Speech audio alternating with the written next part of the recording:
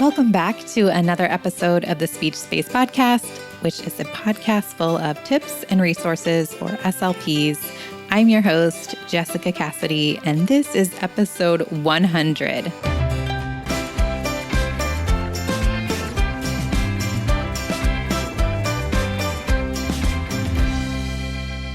Today, we are going to be discussing a challenging question, which is, are digital resources bad for kids?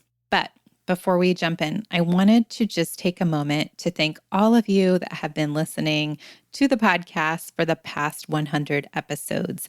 I truly appreciate your support. And honestly, that is what motivates me to continue to put out new content on the podcast. I also quickly wanted to mention the Digital SLP membership site is what sponsors this podcast. So to learn more about the Digital SLP or to sign up for a free trial, head on over to thedigitalslp.com/digital SLP. Now let's get started with episode 100. When I first mentioned today's topic, you might have felt a little bit confused because after all, digital materials are my passion.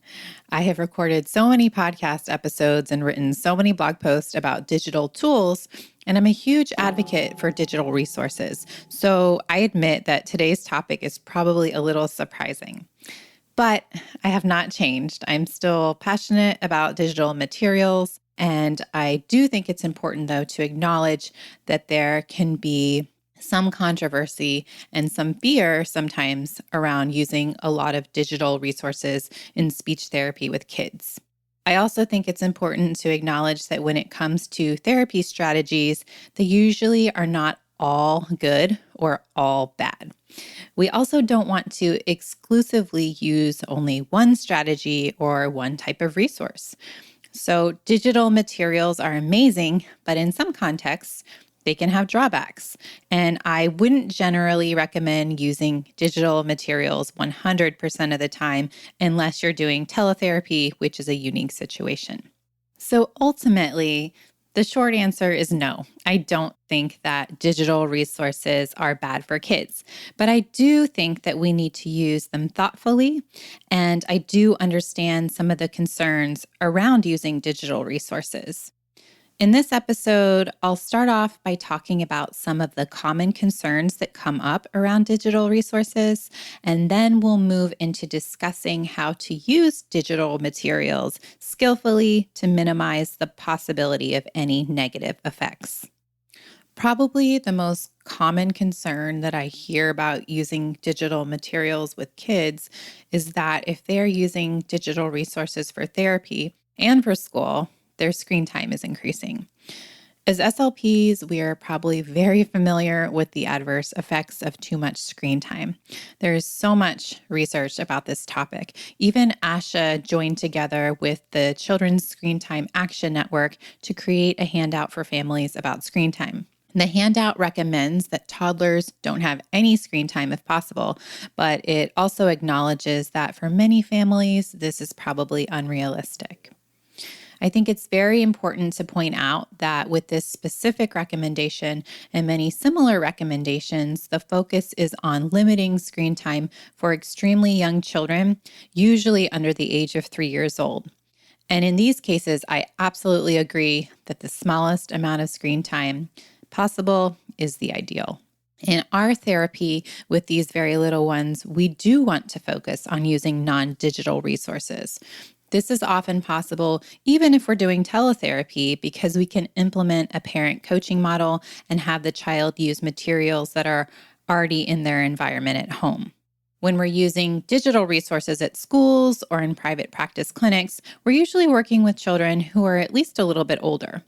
This is where it really matters to have a nuanced understanding of the research. We might hear no screen time and assume that it applies to all kids of all ages, when really the research is focused on babies and toddlers. Also, in most of the research about screen time, the negative effects are seen when a child is just given a phone or a tablet to use on their own with limited adult interaction or supervision. So it's not surprising that that isn't great for development because we know that language input and modeling and interaction are so important as children learn to communicate. However, it's a completely different situation when a digital resource is used in a therapeutic manner with input, involvement, and moderation from an adult. So, again, we need to be cautious when we hear people say screen time is bad because they are often referring to a specific type of screen time that is very different from the way we use digital resources in our speech therapy sessions. This is a little bit of a side note, but I also wanted to mention that even in situations where parents give screens to very young children and don't fully supervise their use, it's not helpful to shame parents about this. Some parents feel that they have no other choice, and that might be their reality. We might generally support them in figuring out how to incorporate more interaction in their time with their children, but we need to remember that especially over the past few years, so many parents have been in survival mode. Shaming hurts our rapport with parents, and it just isn't a helpful strategy. Okay, so thank you for following along on that small little tangent with me. I just think it's really important to mention that and something to keep in mind. So far, we have talked about the idea that there are some instances when time on digital devices can be bad for kids. Specifically, this is when children are very young and when they are using devices on their own without any adult interaction or mediation. There's another instance I wanted to cover when digital resources could potentially have negative consequences for kids, and that's using digital devices close to bedtime. The research is pretty clear that device use before bed can lead to poor quality sleep. There's also a strong body of research that shows how important sleep is to overall health. So we can make the connection and see that it's a good idea to limit digital devices before bed. As SLPs, this reminder might not seem relevant, but it could be useful to share with parents if they are looking for ways to support their kids' health and development. Also, for those of us who see clients in private practice, it's not uncommon to have late afternoon and early evening therapy sessions. And even at that point in the day, it's a good idea to start to wind down the device use. So if we have sessions that are later in the day, that run into the evening, we'll definitely want to make sure that we mix things up and incorporate non-digital materials. One final note regarding instances where digital resources can be truly bad for kids, and that's social media. The research is pretty clear that spending a lot of unsupervised time on social media has a negative effect on mental health, especially for teens. It's probably unlikely that we're using social media in our therapy sessions, but it is important for us to have awareness around this as we interact with students and families. Now let's move on and talk about how to use digital resources thoughtfully with our students and clients so we can minimize any potential negative effects and maximize all of the benefits. I briefly mentioned this earlier, but I did want to say that if you are working as a teletherapist, some of these reminders might not apply to you. The nature of your work is that you will pretty much need to use digital materials for everything, and that is completely okay. The first idea that I wanted to share when it comes to using digital materials thoughtfully is that we can try to maximize using digital resources in situations where the digital version is actually superior or where we have a clear reason for using digital materials. In other words, we don't want to go digital solely for the sake of going digital. For example, you might have a student who loves board games and also has some fine motor delays that cause him to get frustrated with small game pieces. In this situation, using a digital version of the game would be a thoughtful and strategic thing to do. Or maybe you have an extremely tiny workspace and using digital books allows you to access a much bigger variety of titles with your students. That is also thoughtful and strategic. Or maybe you have many students who are working on research skills or understanding fact versus opinion. In the world outside the therapy room, people use digital tools for working on these skills, so it makes sense that you would use them with your students as well. The bottom line here is to really know your why. Why did I select this digital resource? How is it supporting both my students and me? Now let's move on to the second way to be thoughtful about using digital resources. This one might seem obvious, but it can be an easy one to forget. With digital materials in particular, we need to remember that the materials are not the therapist. No matter how fun and exciting a resource might be, we can't just hand it to a client and expect the resource to do all of the work. The magic and the learning comes from how we skillfully facilitate the student's interaction with the resource and use it as a true teaching tool.